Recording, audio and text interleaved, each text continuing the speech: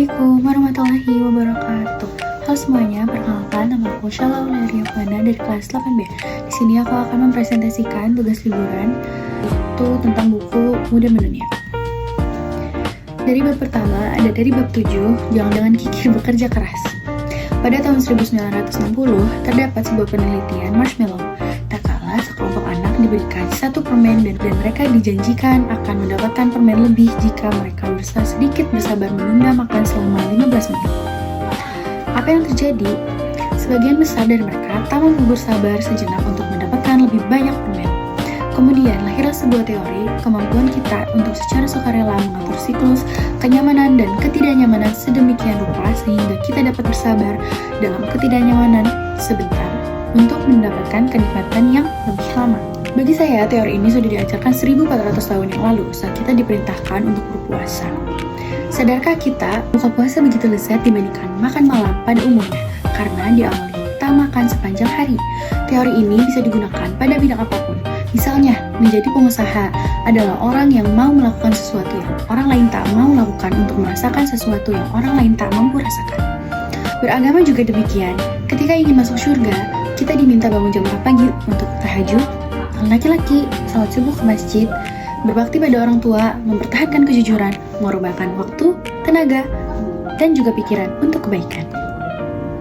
Kita diminta merasakan ketidaknyamanan sehingga bisa merasakan kenyamanan lebih dan sempurna di kemudian hari. Jika kita melakukan yang orang lain tidak mau lakukan, maka kita akan mendapatkan yang orang lain tidak mampu dapatkan. Kemenangan itu dia harus dijemput dengan kebenaran dalam cara dan kesabaran dalam perjuangan. Dengan ini, kita bisa menjadikan keinginan membahagiakan keluarga menjadi motivasi yang kuat dan mendorong kita untuk bekerja 2, 3, atau 4 kali lebih keras.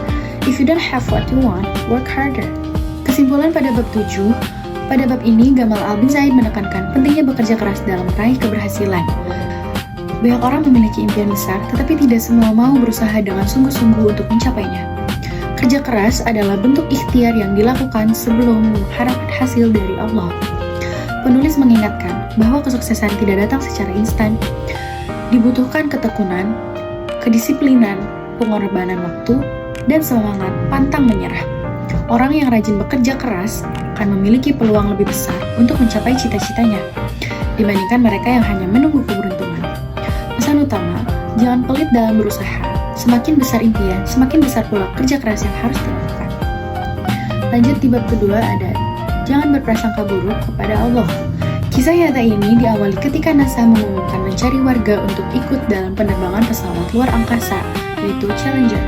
Seorang guru pendaftar dari 43.000 orang pendaftar, lolos menjadi 10.000 kandidat, lalu menjadi 100 orang yang berkumpul untuk penilaian akhir. Ia berdoa, biarlah diriku yang terpilih karena itu adalah anugerah yang terbesar dalam hidup. Tapi ternyata NASA memilih orang lain. Lalu, Selasa 28 Januari 1986, ia berkumpul bersama kandidat lain untuk melihat peluncuran pesawat luar angkasa, Challenger. Ia masih berdoa, aku bersedia melakukan apa saja agar aku bisa berada di dalam pesawat itu. Kenapa bukan aku? 73 detik kemudian, Allah menjawab semua pertanyaannya dan menghapus semua keraguannya. Pesawat luar angkasa itu meledak dan menewaskan semua penumpang. Kawan, bagi kita sesuatu yang baik itu mengenakan, menguntungkan, memudahkan, dan sesuatu yang buruk itu adalah sesuatu yang tidak mengenakan, merugikan, dan menyulitkan. Tapi Allah melihat sesuatu yang baik itu adalah sesuatu yang membawa kebaikan hakiki. Bisa saja tampak tidak mengenakan, tampak merugikan, dan tampak menyakiti.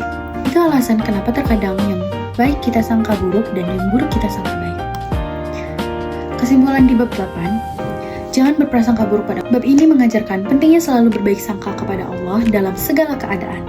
Ketika menghadapi kegagalan, kesulitan, atau cobaan, seseorang tidak boleh langsung menyalahkan takdir atau merasa tidak adil, atau merasa Allah tidak adil. Menurut penulis, setiap peristiwa pasti mengandung hikmah dan pelajaran yang mungkin belum kita pahami saat itu. Terkadang apa yang kita anggap buruk justru menjadi jalan menuju kebaikan yang lebih besar. Oleh karena itu, seorang muslim harus tetap optimis, bersabar, dan percaya bahwa Allah akan memberikan yang terbaik bagi hambanya. pesan utamanya, tetaplah percaya kepada Allah dan jangan berprasangka buruk terhadap keputusannya, karena Allah selalu memiliki rencana terbaik.